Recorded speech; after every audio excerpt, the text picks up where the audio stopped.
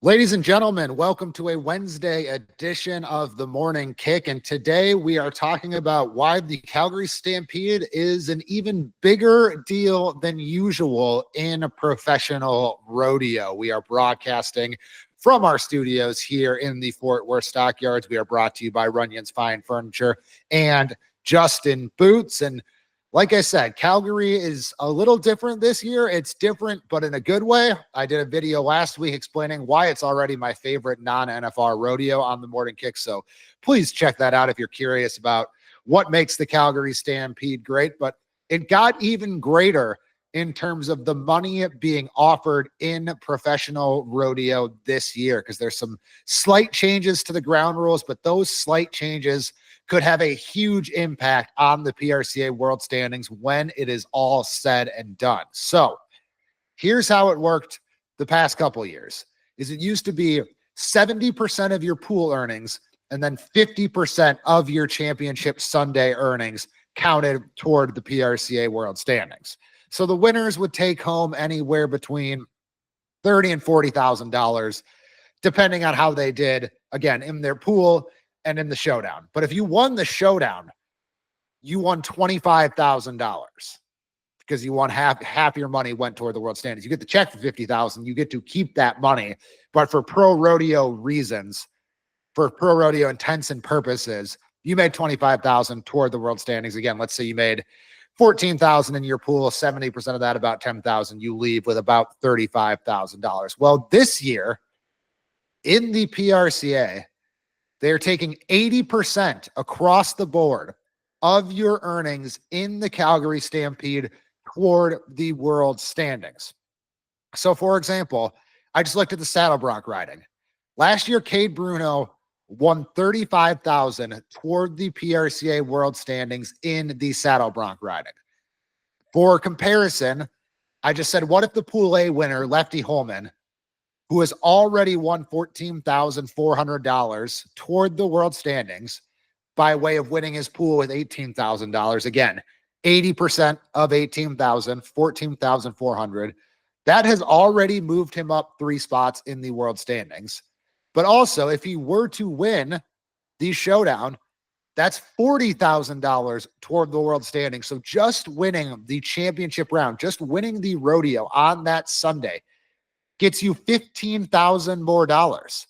And $15,000 is what you get for winning a rodeo like St. Paul. It's what you get for winning a rodeo like San Angelo. It's what you get for second in San Antonio and Fort Worth. And so to take all of that, again, remember I said Cade Bruno made $35,000 last year toward the World Standings. Lefty Holman would make $54,000 toward the World Standings. That's what Houston used to pay every year until this year. That makes it easily the second highest paying rodeo toward the World Standings behind Houston, because all of the winners are going to make between $50,000 and $60,000 in Calgary this year, when they used to make between $35,000 and $37,000. And so, again, think about that. The difference of $19,000 at the end of that season, what that means to the winner, what that means for the World Standings. Like I said, Lefty Holman and every saddle bronc rider, along with Brody Crest, Weston Patterson, who advanced in Pool A, they all moved up 2 or 3 spots in the World Standings. Because just advancing, you're probably going to need between $12,000 to $15,000 minimum in each pool to advance. Well, now with that 80% rule, that comes out to like $10,000, $12,000, $15,000 toward the World Standings. So you can win easily if you advance. Again, let's say you advance with $15,000, which is about what it'll take. That'll be $12,000 toward the World Standings right there. That's like winning a big rodeo. That's like winning Greeley. That's like winning Cowboy Christmas, just for now advancing to the showdown.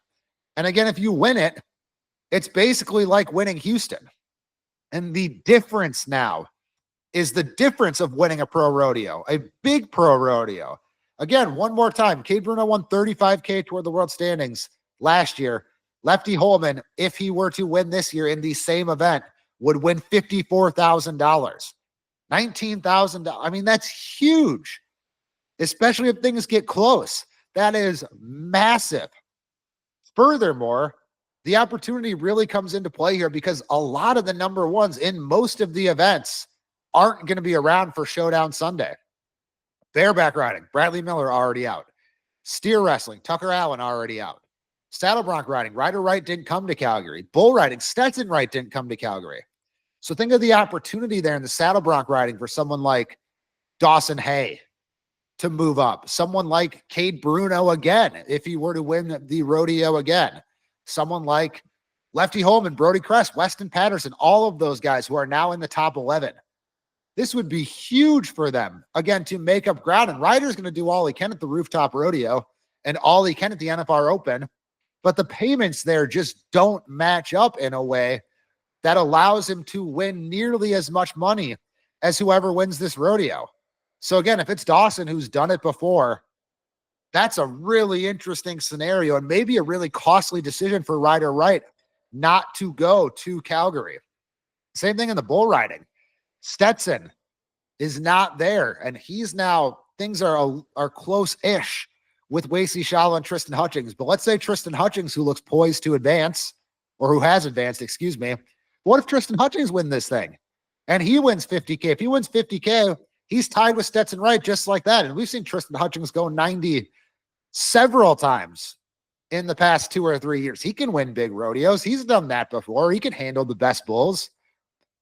And so could be a massive standings shakeup there. And credit to the PRCA for updating these as we go. So we're seeing in real time what's happening in all of these events as Calgary continues to unfold. The last thing that I haven't even mentioned about this yet is in the WPRA, 100% of this money counts.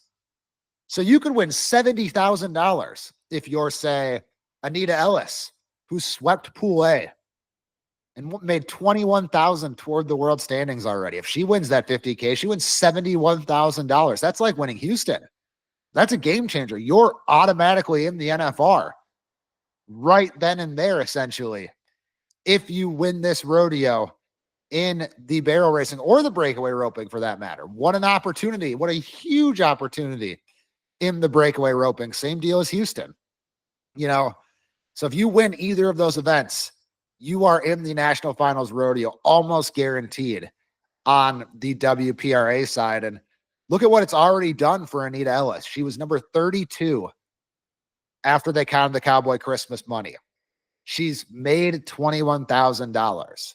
She is $21,000 behind number 11 in the world right now. Obviously, more people are going to make more money, but she is already, just by sweeping her pool, poised to move up 15 spots-ish in the world standings, go from number 32 to at least knocking on the door of the top 15, maybe in the top 15, to potentially make her first NFR. And then obviously, if she does well in the showdown, like I said, she is on her way to her first national finals just by nature of having a good Calgary Stampede. So always a fun event there, always an exciting event, always a prestigious event. But this year, it becomes crystal clear winning Calgary is just like winning Houston. Winning Calgary is your meal ticket to making the NFR and potentially winning a world title. So stay tuned for that on Sunday. The stakes for pro rodeo's sake are higher than they have ever been before.